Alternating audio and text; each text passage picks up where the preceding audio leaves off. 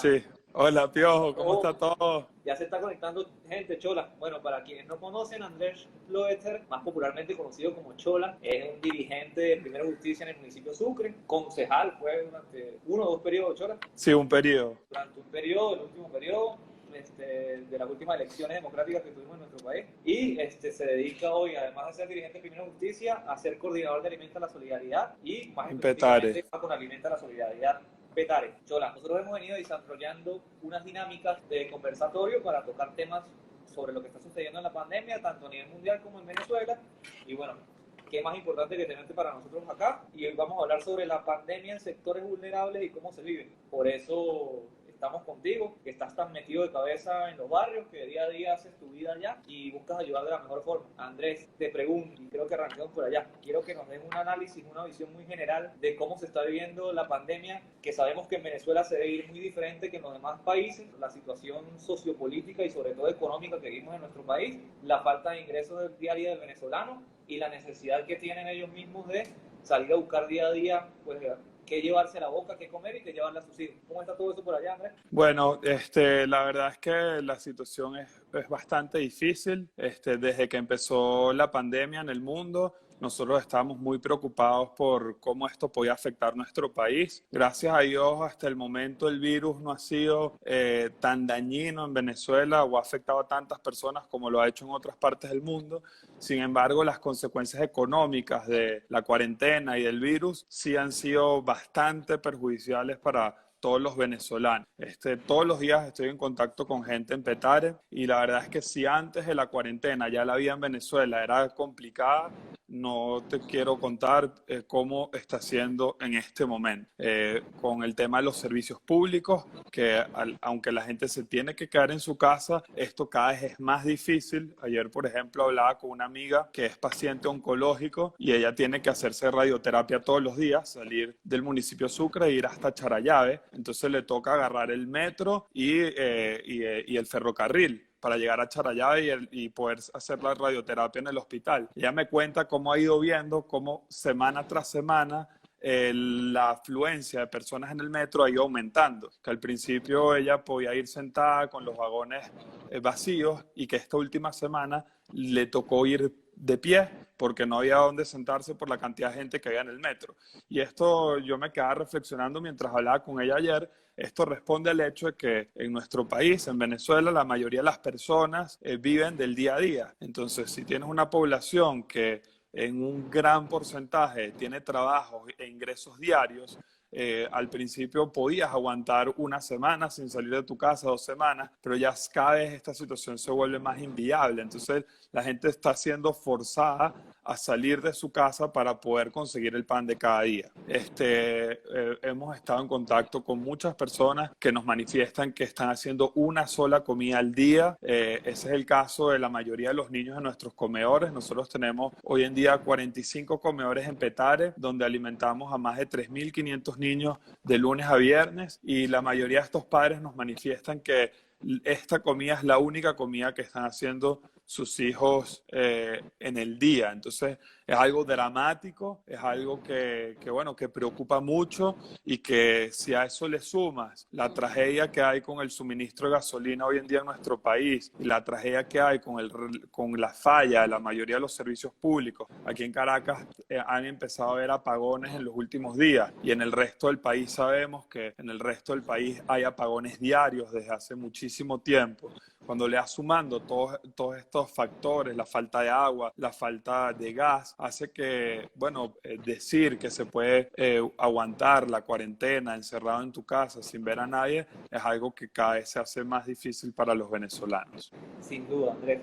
Y ya que tocaste el tema de los comedores, bueno, primero saludar a Melissa Zambrano, que se unió de Alimenta la Solidaridad Ah, San hola Cristóbal, Amelia, y hay varios y amigos. Estoy Alberto viendo, Cababe también, que está también escuchándonos. estoy viendo a Orlando Chacón, que es del Zulia, y también está aliado al tema de los comedores. Bueno, imagínate en el Zulia cómo se vive este tema de los apagones y Hablando de todo los lo que está comedores, ocurriendo con la Andrés, gasolina. ¿cómo están haciendo con el tema de los traslados, de alimentar a los niños, de que día a día pues podamos ver esa labor tan loable que hacen ustedes en Alimenta la Solidaridad a nivel nacional y tú principalmente en Alimenta la Solidaridad Petare? ¿Cómo es el día a día de esas madres? ¿Cómo es el día a día de esos niños? cómo se incorporan a la rutina que ustedes le tienen establecida y cómo viven esta pandemia desde esos comedores. Mira, ya te voy a responder. Ahí está escribiendo un amigo, Juancho, que trabajó con nosotros en Petare y vive en San José de Cotiza, y nos dice que tiene casi 3 meses sin recibir agua en su comunidad. Entonces, imagínate ese drama. Bueno, nosotros con la falta de gasolina hemos tenido muchos problemas para distribuir la comida. Sin embargo, hemos podido sortear la crisis porque hemos conseguido algunos amigos que nos han apoyado con camiones que tienen gasoil, entonces es más fácil conseguir diésel que gasolina normal. Y también hemos tenido que cambiar un poco nuestros protocolos. Antes nosotros hacíamos la distribución de comida semanalmente, ahora la hacemos cada 2 semanas. De hecho, que aprovecho y veo gente que alimenta la solidaridad de otras partes del país. Hemos visto, por ejemplo, como en Carabobo, para poder llevar la comida a los comedores, lo están haciendo en bicicleta, con algunos ciclistas voluntarios que se han ofrecido para llevar la comida a los comedores. Hemos tenido que, bueno, a sortear todas las dificultades para no parar este gran esfuerzo que estamos haciendo, entendiendo la gran responsabilidad que tenemos sobre nuestros hombros, porque si antes de la pandemia ya la crisis en Venezuela hacía que estos comedores fuesen necesarios para muchas familias, bueno, ahora con toda esta pandemia y con la cuarentena y con la crisis económica que estamos atravesando, es aún más necesario. Entonces, bueno, hemos estado sumando esfuerzos por distintas vías, y hoy con mucha alegría podemos decir que a pesar de la crisis, a pesar de la falta de gasolina que hay en el país, los comedores de Alimenta la Solidaridad se mantienen abiertos y nosotros podemos seguir atendiendo a todos nuestros vecinos, bueno, a los vecinos que son beneficiarios de este programa en Petare y en el resto del país. Andrés, pregunta más técnica que tal vez no manejen, pero bueno, es interesante saberlo para que la gente que no está en Venezuela contextualice. ¿En qué porcentaje crees que en los barrios populares de Venezuela se esté cumpliendo el distanciamiento social, se esté cumpliendo el aislamiento y se estén cumpliendo los protocolos indicados a nivel mundial por la Organización Mundial de la Salud? Mira, es en un porcentaje muy bajo. Aunque muchas personas permanecen en sus casas, en el barrio sigue habiendo mucho encuentro, en la comunidad, en la escalera, en el callejón. Al final, como te digo, la gente está acostumbrada a vivir del día a día, entonces la gente es forzada a salir de su casa para conseguir el alimento que va a ingerir su familia en ese día. Entonces, es preocupante porque aunque hasta este momento el virus no ha generado, o sea, no se ha multiplicado como en otros países, nosotros no le podemos perder respeto al virus. Creo que en el caso de Venezuela ocurre algo que es que el país, previo a la pandemia, ya estaba bastante aislado. Entonces, la única manera de poder recibir el virus en el país es con personas que vinieran desde el exterior, y eso es bastante reducido hoy en nuestro país. Entonces, si ya previo a la pandemia estábamos muy aislados, después de que se decretó la cuarentena y con la falta de gasolina, eso ha hecho que haya poco encuentro entre las personas. Entonces, aunque en el barrio, en los sectores populares, al menos los que yo conozco y con los que tengo contacto a diario de Petare,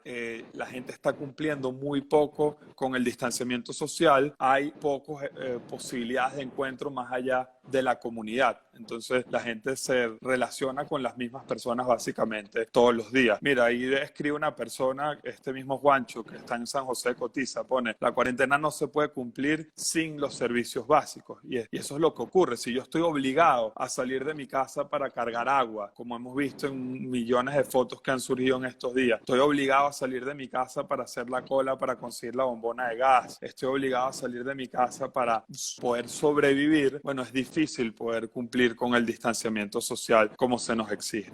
Por supuesto. Andrés, hay una incredulidad a nivel mundial y sobre todo por el tema de que, bueno, la dictadura de Nicolás Maduro no tiene palabra, nadie confía en qué dicen sus datos. Tú que tienes tantos contactos en los barrios y que, bueno, que estás viviendo el día a día en la calle, que estás en contacto a diario con dirigentes tanto de Primero Justicia como de Alimenta la Solidaridad y de distintos factores y entes vecinales, ¿crees que los números dados por Nicolás Maduro sobre el COVID y por la dictadura son reales? ¿Crees que hay un ocultamiento de cifras? Hoy en día en un régimen como el que tenemos en Venezuela es difícil creer en cualquier cosa que digan. El periodista Luis Carlos Díaz tuiteó en un momento dado y dijo, el gobierno siempre miente, no importa cuándo leas este mensaje. Y lamentablemente nos han acostumbrado a manipularnos a través del miedo y la mentira. Entonces, obviamente también preocupan esas cifras porque son unas cifras que se alejan de la realidad de la mayoría de los países de la región y de la mayoría de los países del mundo. Entonces, la verdad yo no creo en las cifras oficiales. Sin embargo, también hay una realidad que es la que uno ve al llamar, al estar en contacto con tanta gente, y es que hasta ahora no hay tantos pacientes o tantas personas presentando síntomas como uno conoce o sabe que hay en otros países.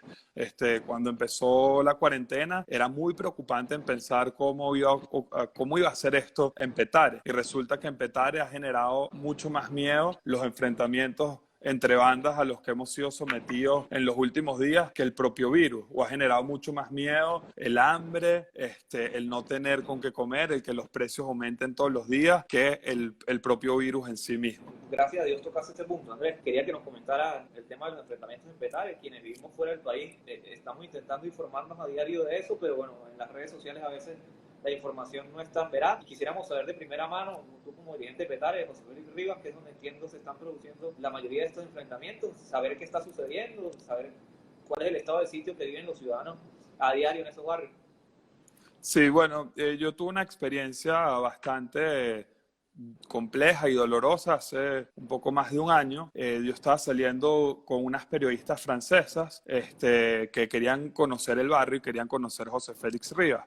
Ellas eran dos fotógrafas y estaban acompañadas por un amigo fotógrafo venezolano. El hecho es que salimos de un comedor que tenemos en la zona 10 de José Félix Rivas, en el Fe y Alegría, y cuando estábamos tomando la foto en el barrio, esto es algo que yo he hecho durante años, o sea, nunca había tenido ningún problema, nos rodearon 10 personas armadas. Una de ellas tenía una ametralladora, varios tenían radios, todos estaban armados, y básicamente ellos nos estaban preguntando por qué estábamos tomando fotos, qué hacíamos ahí, y nos querían llevar detenidos, entre comillas. Resulta que estas personas pertenecían a una banda de un plan que se llama We Lazy, al que en la alcaldía, cuando llegó José Vicente Rangel a la alcaldía, convirtieron el barrio José Félix Rivas en una zona de paz. Esto no había ocurrido en ningún barrio de Petare. O sea, hasta el momento en Petare no había ocurrido que existiera una zona de paz, bueno, entre comillas, zona de paz, como ocurrió en otros lugares de la ciudad de Caracas o en otros lugares del país. A esta banda, básicamente, yo hablaba en ese momento con muchos policías. De hecho, cuando me ocurrió esto, gracias a Dios, yo salí ileso de ese incidente, y las periodistas también, porque les comenté a ellos que nosotros estábamos trabajando en el comedor popular que estaba en la zona, y eso fue como, bueno, prácticamente como un permiso para poder estar en el lugar. Ellos me dijeron que si nosotros éramos los del comedor podíamos continuar haciendo nuestro trabajo y tomando las fotos que queríamos tomar. Pero luego de ese incidente yo me comuniqué con varios policías, funcionarios de la Policía Municipal de Sucre, y ellos con mucha frustración me comentaban que tenían la orden de no entrar en el barrio José Félix Rivas, porque eso ahora lo habían convertido en una zona de paz, y entonces entre los acuerdos de las autoridades del régimen con estos malandros era que la policía no entraba a cambio de que los malandros garantizaban que no hubiesen enfrentamientos armados, que no hubiesen robos, que no hubiesen delitos en su comunidad. Esta banda fue agarrando cada vez más poder, cada vez más bandas se fueron uniendo, algo antes nunca visto, y desde el año pasado, en vista de unas protestas que hubo el 23 de enero en José Félix Rivas, el 23 de enero del 2019, las FAES comenzaron a entrar a José Félix Rivas después de tener varios meses, muchos meses, más de un año sin que la policía pudiera entrar en el barrio. Cuando las FAES entran en el barrio el año pasado en José Félix Rivas, hubo varios asesinatos y trataron de dar con el líder de esta banda, pero nunca pudieron detenerlo y tampoco asesinarlo. Sabemos que lamentablemente en muchos de estos operativos de la FAE terminan buscando asesinar a las personas más allá de detenerlas y abrir una investigación para ver si son culpables o inocentes, y muchas veces mueren muchos inocentes en estos enfrentamientos. Bueno, para hacer el cuento largo corto, producto de esas incursiones de la FAES en esta zona, esa banda fue perdiendo cada vez más poder, y desde hace unos meses han empezado a ocurrir unos enfrentamientos con otra banda de una persona apodada El Gusano, y en esta última semana, en estos últimos días, esos enfrentamientos se recrudecieron, viendo lo que todos pudimos ver por las redes sociales y lo que lamentablemente muchos vecinos de José Félix Rivas han estado siendo sometidos. ¿Qué es lo que ha ocurrido? Bueno, yo he hablado con muchísimos amigos que tengo en José Félix Rivas. Nosotros tenemos 4 comedores en el lugar, en distintas zonas, en la zona 2, en la zona 6 de José Félix, en la zona 7, en la zona 10. Y bueno, con mucho dolor hemos tenido que ver como, por ejemplo, las hermanas, las religiosas del Fe y Alegría, que está en la zona 9 y en la zona 10 de José Félix Rivas, se tuvieron que retirar del lugar porque unas balas entraron en el lugar donde ellas dormían, y hay una hermana que tiene más de 80 años, estaba muy nerviosa. Hemos tenido que ver cómo personas han tenido que sacar a sus hijos del barrio, o cómo la mayoría de la gente está teniendo que dormir en el piso, escondidas, incluso dentro de sus propias casas, por temor a ser afectado por alguna de estos proyectiles. Y bueno, es una situación de mucha zozobra, de mucho miedo, que gracias a Dios desde hace 2 días ha parado, porque ha habido algún especie de alto al fuego entre estas 2 bandas, entre la banda del Willacy y el Gusano, pero los vecinos siguen sumamente asustados y quieren que en su comunidad vuelva a la normalidad. De hecho, ahorita estoy viendo que hay algunas personas que me están diciendo que me quieren pasar alguna información. Bueno, obviamente escríbanme por privado, y me gustaría leer lo que dicen. Ahí se conectó una amiga, Fanny, que casualmente es de José Félix Rivas. Bueno, ella ya no está viviendo en José Félix, pero es una gran amiga, y bueno, sé que está muy preocupada por sus vecinos y por sus familiares que están en el lugar. Suena increíble todo esto, Andrés. A pesar de que, bueno, los que nos hemos dedicado de alguna forma a la política, ya hemos tenido contacto en los barrios y hayamos hecho día a día ya, cada cuento, todos los días, lo saca uno del cajón y lo hace pensar un poquito más y ponerse en los zapatos de los demás y lo que digan las demás personas. Andrés, tenía entendido que alrededor de la ciudad de Caracas, o de la autopista más precisamente, habían algunas alcabalas de distintos organismos de la dictadura que básicamente se dedicaban a extorsionar a las personas que no estaban cumpliendo la cuarentena por alguna u otra razón. ¿Eso sigue sucediendo en la ciudad de Caracas? Sí, mira, es muy lamentable que hoy en día se ha convertido en una herramienta de extorsión el tener o no un salvoconducto. Me comenta una amiga que tiene que usar el metro a diario porque su trabajo está vinculado al sector alimentos, y ella me dice que para ella agarrar el metro en Petare todos los días hay unos funcionarios de la milicia que le piden el salvoconducto, y que en más de una oportunidad le han pedido dinero para dejarla pasar. Entonces, eso de las alcabalas no solamente son las alcabalas a vehículos, sino cualquier funcionario lamentablemente se está aprovechando de esta lamentable situación para, bueno, buscar generar ingresos de alguna u otra manera. Lo estamos viendo con el tema de la gasolina. La Guardia Nacional es quien controla todas las bombas de gasolina hoy en el país, y uno ve que cada vez más hay lugares donde se vende gasolina a precios exorbitantes, $1.50, $2. Fuera de Caracas me dicen algunos amigos que hasta $3 el litro, $4 el litro, y estos negocios lamentablemente están siendo controlados por algunos funcionarios corruptos que están vinculados al tema. Sí, la situación de día a día los obliga tal vez a ellos también a rebuscarse y ven en esto una oportunidad de hacer dinero de forma fácil, pero pagándolo el venezolano a pie y la gente que está en la calle. Andrés, más allá de todos los cuentos que ya escuchamos, de escuchar cómo se vive la pandemia, de ver lo que está sucediendo en Petare, en el barrio José Félix Rivas, queremos que nos dé un mensaje de esperanza, sobre todo a los venezolanos que estamos afuera hoy en día, que quisiéramos y estamos locos por volver. ¿Cómo es la situación? ¿Cómo es el panorama aquí en adelante? Y rogarle a Dios y rezar a Dios. Ahí nos escriben $20 la piscina de gente que nos escribe.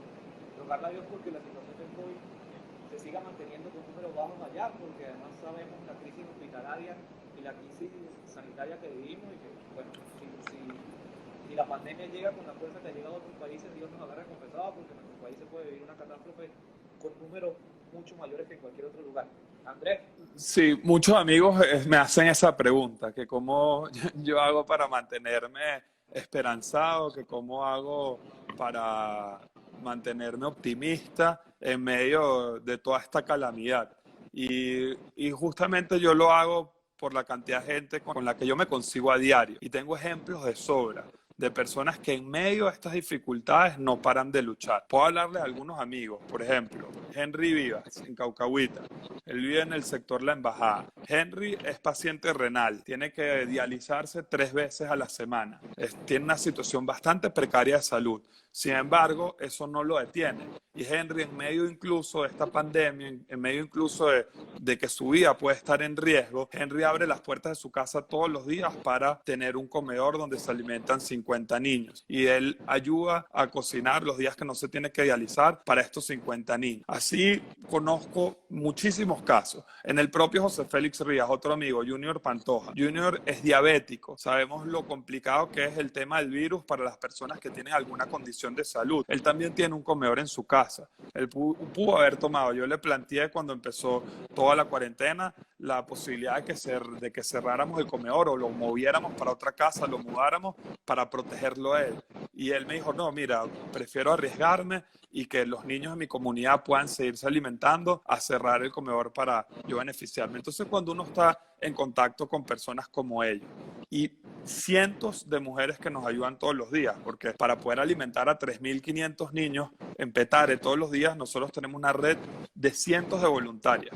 Cuando uno conoce a estas personas, bueno, yo sé que por más problemas que tenga el país, por más de que hoy en día un grupito se aferra al poder, esto no va a ser para siempre. Nosotros tenemos la reserva moral y tenemos la fuerza espiritual para reconstruir el país en un futuro. Y yo comparo la situación un poco con lo que está pasando hoy en José Félix Rías en Petare. Un pequeño grupo que es una banda armada no puede hacer ver o no puede generar la matriz de opinión de que todo el mundo en el barrio es como esta banda del Wilecio, como la banda del Gusano. Es un pequeño grupo que no representa a la gente del barrio que es trabajadora, honesta, echada para adelante. Lo mismo ocurre con nuestro país. Un pequeño grupo que está aferrado al poder, que tienen más de 20 años dominando a una población y sometiéndola a muchas injusticias, no se va a sobreponer a toda una población que está dentro y fuera del país, que sueña con volver a tener un país de oportunidades,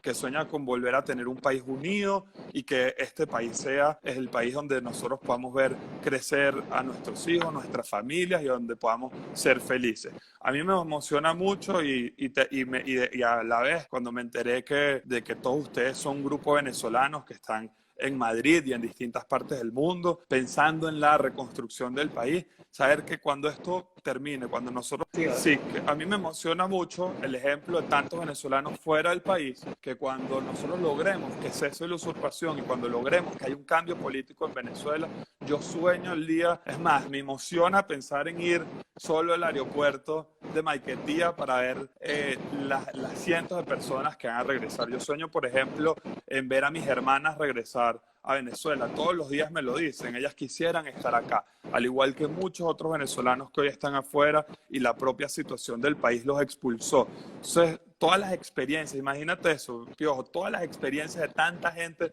fuera del país que están aprendiendo, que están viendo otras realidades, que están viviendo en países desarrollados, cómo va a ser esa Venezuela y la oportunidad gigantesca que vamos a tener todos nosotros de participar en su reconstrucción. Entonces, solo el simple hecho de pensar en eso, a mí por lo menos me llena de esperanza. El simple hecho de pensar en todo, en lo afortunados que vamos a ser de poder participar. Ah, mira, ahí está mi hermana casualmente. Hola, Dani. Mi hermana, mis dos hermanas están escribiendo. Solo imaginarme con que ellas se regresen al país. Mi hermana, por cierto, está a punto de graduarse una maestría y a mí me llena eso de mucho orgullo. Porque bueno, yo pienso en todo, como es todos esos conocimientos que ella está adquiriendo, formándose afuera, los va a poder luego devolver a este país que tanto amamos. Ah, sí me están escuchando. Bueno, aprovecho que estoy viendo que hay otros amigos que se han ido conectando. Hay una amiga, Michu, que tiene una labor gigantesca en el Genaro Aguirre, en el 24 de marzo en Petare, que también es un lugar que ha sido muy afectado por estos enfrentamientos y me conmueve cómo está todo el mundo en este momento escribiéndose y pendientes los unos de los otros. También vi a Natasha, que tiene unos comedores en conjunto con nosotros.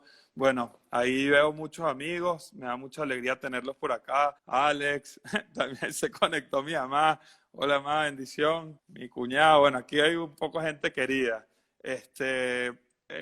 Natasha pregunta que cómo nos puede ayudar. Bueno, se pudieran contactarnos a través de las redes de Alimenta la Solidaridad Petare. Pueden buscarnos en Instagram, Alimenta la Solidaridad Petare. Ahí hay muchas maneras de ayudar. Tenemos un GoFundMe que nos pueden buscar, Alimenta la Solidaridad Petare. Hoy en día, bueno, todos tenemos muchas maneras de ayudar, incluso desde casa.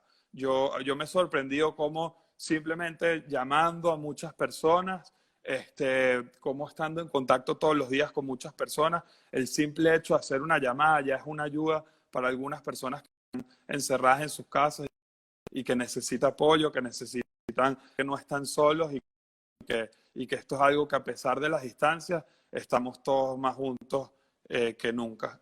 Piojo, no sé qué le falta a tu teléfono. Estoy viendo que te quedaste sin audio. Bueno, agradecerles a ustedes, agradecerles por pensar en nuestro país y por este espacio, y también agradecerle a todas las personas que se conectaron. De esta situación vamos a salir más fortalecidos, no me queda duda de eso, y bueno, estando lejos, estamos unidos. Aprovechemos este momento para también trabajar en mejorar esas cosas que cada uno de nosotros tiene que mejorar, para que nosotros podamos pensar en cómo cultivar nuestra mente, cómo cultivar nuestro espíritu, cómo cultivar nuestro cuerpo, y en saber que solo a través de la solidaridad podremos superar este momento. Venezuela nos necesita a todos unidos y Venezuela nos necesita a todos siendo más solidarios que nunca. Bueno, muchas gracias a todos los que se conectaron y a los que se mantuvieron durante esta media hora, y especialmente a ti, Piojo, por este espacio, y a todas las personas que están en la fundación con ustedes, a Natasha y a todos los demás. Creo que estamos listos, ¿no? Me tengo que ir a preparar mi almuerzo. Y a Sofi, mira, ahí está Sofi Oteiza, ella lleva Alimenta la Solidaridad Internacional. Hay un esfuerzo gigantesco de personas en todas partes del mundo ayudando. Ahí están sus redes. No sé si puedes poner las redes, Sofi, cómo te pueden contactar por acá para las personas que están en distintas partes del mundo que quieran ayudar, como lo estaba preguntando Natasha, puedan hacerlo. Mira, casi que no me quiero despedir porque veo que se van conectando nuevos y nuevos amigos. Betty Somes, una gran amiga, vecina de Cebucán y una gran aliada. Isa Bermúdez también, con quien ha estado con nosotros en Petare, en San Isidro, en Turumo. Bueno, les mando las redes como me pide Natasha y los ponemos en un post. Saludos a todos, se les quiere mucho. Ahí Sofi pone que se pueden conectar en la web de alimentalasolidaridad.org, Natasha, para cuando lo publiquen. Bueno, muchas gracias a todos, que estén muy bien. Saludos.